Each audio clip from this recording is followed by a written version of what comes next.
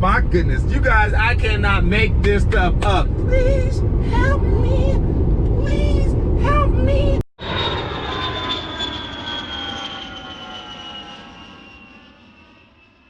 It's your boy Glenn coming to you for the win. Yup. And I'm back with another video, you guys. What it is. What's up? And today, I'm coming to you guys with another story time video. Man, this one is a doozy from ups and downs and all the way around, as you can see from the title. So let's get into the video. Okay, so first off, you guys, I need to let you know how I even got on this trip. This was not on my schedule, okay? I had something else there and somebody else picked it up. I'm like, oh crap, I need more hours. I'm trying to get a real paycheck, this paycheck coming up, you feel me? So I'm like, okay, what else is there that I can do? Well, I searched, and I found the trip. And one of the main reasons why I picked this one up instead of another one that was really close is because the homie Santiago was on it. You guys will get to see Santiago later on in this video on a clip that I actually have saved. This is actually pretty lit. He was on one of my trips when he first started out, and so he's been cool ever since. So I saw his name, I was like, boom, Santiago's a good dude. It's gonna be a good time. Let me go ahead and nab this one instead of the other one. Okay, so in this trip, the layovers, they're decent places. Like the first one is Cincinnati, which I haven't been to in a very long time. And the second one is Memphis. Now, if you've never been to Memphis, you should go check out Memphis. Their barbecue and their food in Memphis is just fuego, okay? Go check out Memphis if you've never been and eat some food, okay? You feel me? Go do it. Go do it. So with that being said, the trip begins. We're going crazy, having a good time. We have 2 other crew members that are real cool, and we're having no issues. And then we get to the first layover, which is in Cincinnati. This is a very big did you know moment because I did not know. When we went down to get some food in the hotel lobby, there's a sign saying Kentucky laws prohibit coming into the restaurants with no mask and or no taking drinks outside of this area. And I paused for a second because if you guys are anything like me, then we know that Cincinnati is in Ohio. Cincinnati is not in Kentucky. So I was really confused by that. And I had to bring it up to the guy at the bar like, yo, I understand the sign and the meaning behind it, but why does it say Kentucky? Kentucky state law, like, bro, we are definitely in Cincinnati. He was like, oh, I can tell you guys are not from here. You must be crew. He says, you must be crew. Because everyone who's around this area knows that the actual airport, that CVG, which is the city code for Cincinnati, the actual airport is in Kentucky. I said, what?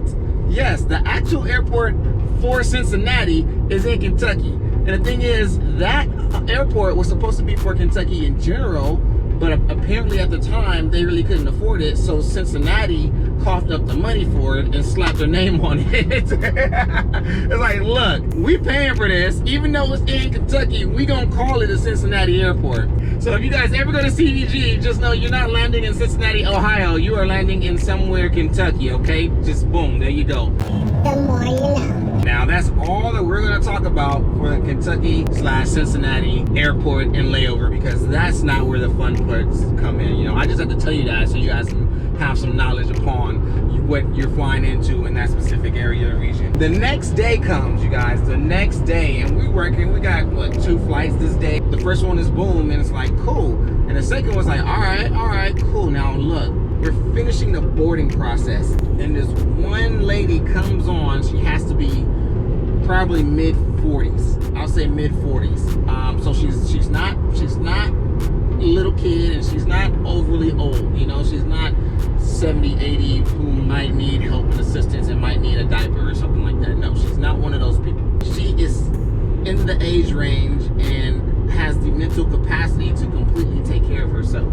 I had to say that to give y'all the disclaimer for what's about to go down. So first of all, she was the last one on the plane, and she was like dragging her bags, like they didn't have wheels on it. Probably 2 bags in a blanket, but she was dragging it down the aisle as she walked on to the aircraft. I saw that, thinking to myself, okay, maybe it's just a little too heavy, maybe she's being lazy. You know, by the way, this is COVID time, so we're not helping people with their bags and their luggages, so I had no choice but to just let her rock with it that way. And she managed to find her seat. So she gets to her seat. Now she's at a window seat. I noticed that when she sat down. Like I said, she was the last one on the plane.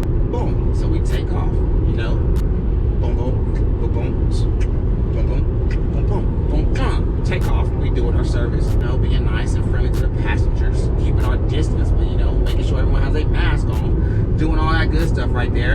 And then next thing you know, she gets up and goes to the bathroom. And then in the bathroom, she kind of has the door cracked open a little bit, and I'm back there because I just finished picking up trash and I was throwing it away, and then it was me, and then I had a female co-worker who was in the back also, and so she looks at me and says, "Ma'am, can you help me? I need some assistance."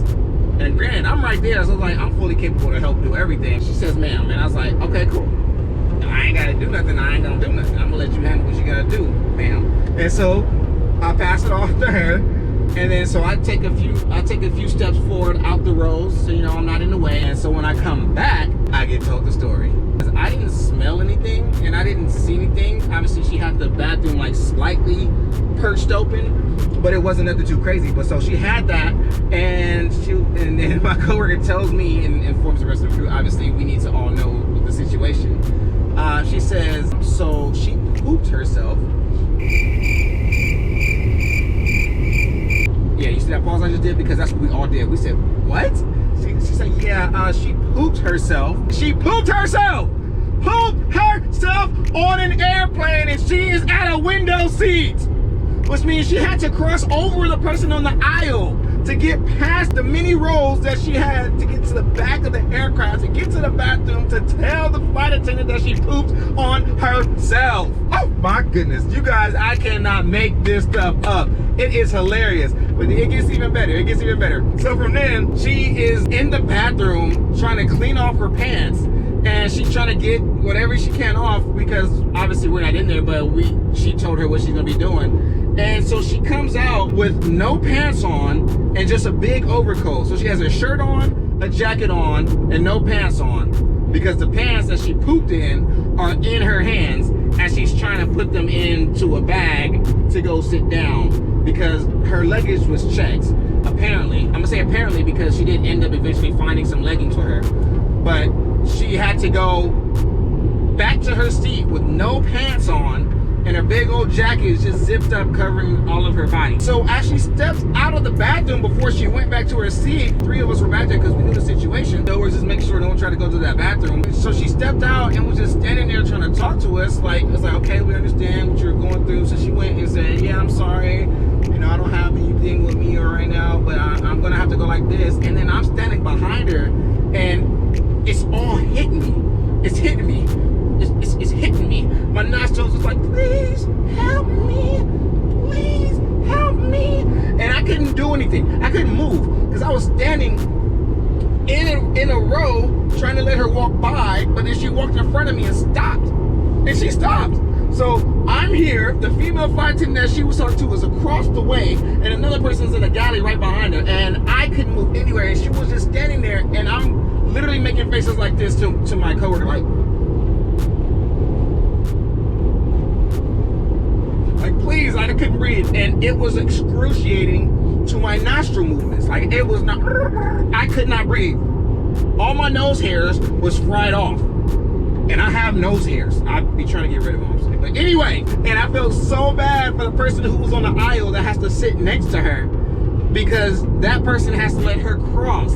And so when she did finally go, I watched that whole thing, and I just felt so bad for everyone sitting in that section that she was in, because I know that they were going through it. Fast forward to a little bit, she happened to find some leggings that she could put on, but obviously leggings are not going to cover the smell that your body is covered in. And we had some spray. Shout out to Santio, because he has some smell good spray to clear off the back. And then I opened the bathroom door. Opened the bathroom door. I had to do it because my coworker did it. I was like, you don't want to see that. And you know when someone tells you that you don't want to see it, and you're like, dang, now I want to see it. Yeah, that happened. I opened the bathroom door, and the next thing you saw was poop on the floor, on the toilet, on the mirror, and in the sink, clogged up, floating particles in the water. Oh my goodness, never in my life have I ever seen anything like this on a plane. Never like that have I ever seen this in my 5-year career. I've never seen this on a plane. Okay, so you guys, we landed, right? We told the maintenance cleaners about what happened on the plane, and they were like, oh heck nah, I'm leaving that up to y'all. As in pointing to each other. It was just actually pretty funny. Oh, by the way, this is ice. it was water, but now it's just ice. I know people feel some type of way when you see somebody with a red cup, especially when they're driving. It was water.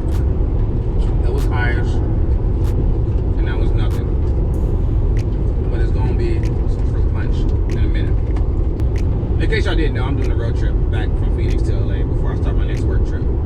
Just to fill you guys in. So we land, we get to the hotel, and there's this pink Cadillac limo just chilling in the front, just kind of like waiting there. We're like, ooh, what is this? Why are you so fancy? Why are you so fancy? And it was there. I'm like, bet, let's go. So it turned out it was a little barbecue limousine that's a pink one. I don't want to say it's pinky, but you know, shout out to the Friday series. A barbecue limo that would take you to the barbecue place and bring you back. And I was like, bet, let's do it. And I was like, Sancho, let's go. Sancho, let's go. And Sancho wanted to be an old man. He's like, no, man, I'm too old. I don't want to do it. Sancho doesn't sound like that, but I'm just changing my voice. He was like, no, man, I don't want to do it. I'm going to go work out or whatever. I was like, man, come on, bro. It's a pink Cadillac limo. Let's go get some barbecue. We in Memphis. He said no. He didn't want to go. And I said, fine. I really don't want to get no random limo by myself, not in the pandemic times. So I said, okay, fine. So then we just chilled, and I was like, all right, man, so let me know what time you're going to go work out. I'm going to go work out with you. Insert workout insert workout clip here. Fat boy, now I'm back in the gym. Fat boy, now I'm back in the gym.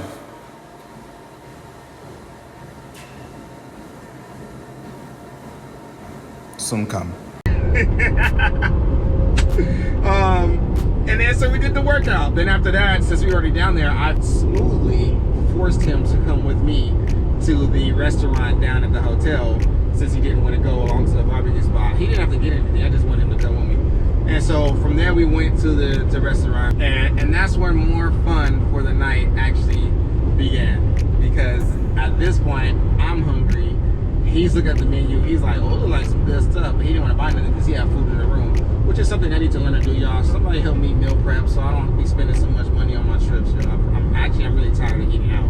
It actually is getting annoying. Anyway, so I'm looking at the menu, and he is checking it out, and he's talking to the bartender about something, and I was like, oh, what's that? And they're talking about some salmon slider something.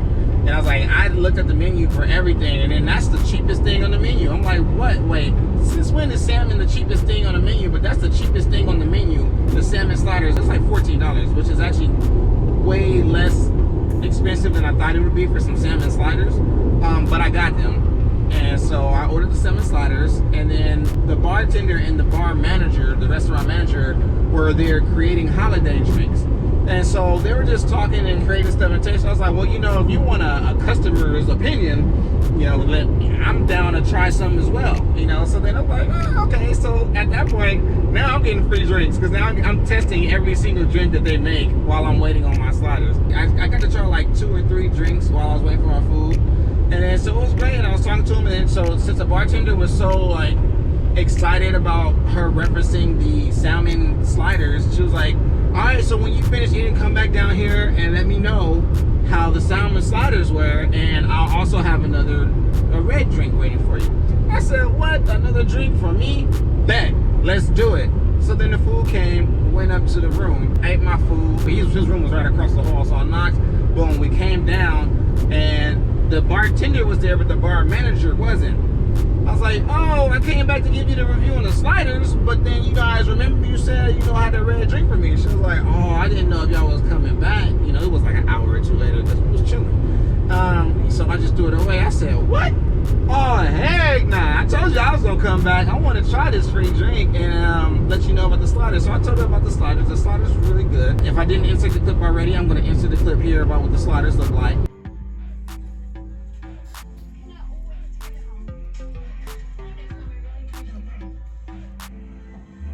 But the fries were everything. Like, the fries were made perfectly. I mean, I literally could not, I probably ate about 20, 25 fries before I even picked up one of the sliders. And I told her about the sliders, and I was like, all right, I'm here now. You gotta make the red drink. And so she made the red drink again for me to try, and we was helping them put like garnishes in it to make it look festive and holidays. It was really Christmas stuff, so we're making it red and green and all of that in between. So then the manager came back, she was like, oh, we actually named a drink after you. I was like, what? Which one? Because, you know, I kiddingly suggested to them before I left the first time that, oh, since we're helping you with the drinks and I'm tasting them, you should name one after me, you know, because why not? Why not have a drink named after you? And she's like, oh, we did. And so when we came back, she said, oh, we named the drink after you. I was like, which one? Because, you know, I only tried the 2 or 3 before. She said, oh, this one. And the red one that I have not tried yet, the one I had no input in. But I tried it and it happened to be really good. And so it's called the Glenberry. And I was like, Ben, are you kidding me? Are you playing with me right now? She's like, no, it's written up on the flyer already. I was like, Ben, let me go see the flyer. Can you go get it and let me see it? And so she went and got it. And here's video proof of her telling that it's a real deal. And I don't know if you can see it, but I don't know if you can see it on the video, but it says it right there, the Glenberry and what's in it. Okay, you guys, so I'm down at the bar with my boy Santio. You know what it is, so we do it out here in these streets. And we're hanging out at the bar.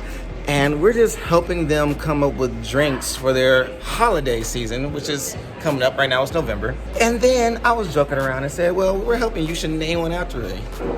And look what she did. She named one after me, you guys. The Glenberry is right there.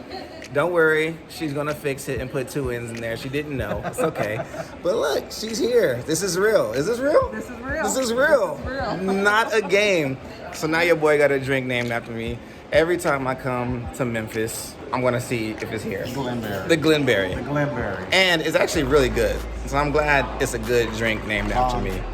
So yeah, his is already gone, as you can see that. So that's love. Appreciate it, definitely. But yes, this is Renata, and this is Crystal, the manager. And she's the one who came up with the name with me because she was the one here helping me with the names. Well, actually, we were helping them with the names. But this is their menu. If you guys are ever here, I can't actually tell you where I am for safety reasons, for security reasons. But if you're a flight attendant who works with the airline that I work for, which I will not name, so you just have to know. This is where you need to go and you need to order the Glenberry. Alright. And I was just like floored, bro. I was like, they really named the drink after me. So now, any of my flight attendant friends that ever have the short Memphis layover, go order the Glenberry if you're there during the holiday season. It's your drink named after your boy. Okay? Okay. I've always wanted to have a drink named after me like that. Come on now. You telling me in this one day I went from seeing a lady poop on her pants and destroy our bathroom to ending the day with free drinks, a great meal, and a drink named after me? You can't beat this. Like, for real? Like, that hard work from there turned into a high reward for later on. Y'all, all in all, I was super hyped and super hot fire. Your boy got a drink named after him, man. Is everything and anything that I ever wanted it to be. And I just had to share that story with you guys. Now that you guys got the full spectrum of how that trip went, I have to let you guys know to subscribe, like, and share, you guys. Subscribe to the channel, like this video, and share the channel with your friends and your family and your uncles and your nieces and your dogs and your cats and your furry friends and all your grandparents. And subscribe, because my travel crew, we only gonna grow as far as you let us grow. So share with all your people. And I have to let you know that you have reached Glenn. Holla back at me again. Peace. I'm a FLIGHT space ATTENDA. Yeah, don't you know what that mean? If you marry me, then you fly for free. I'm a FLIGHT space ATT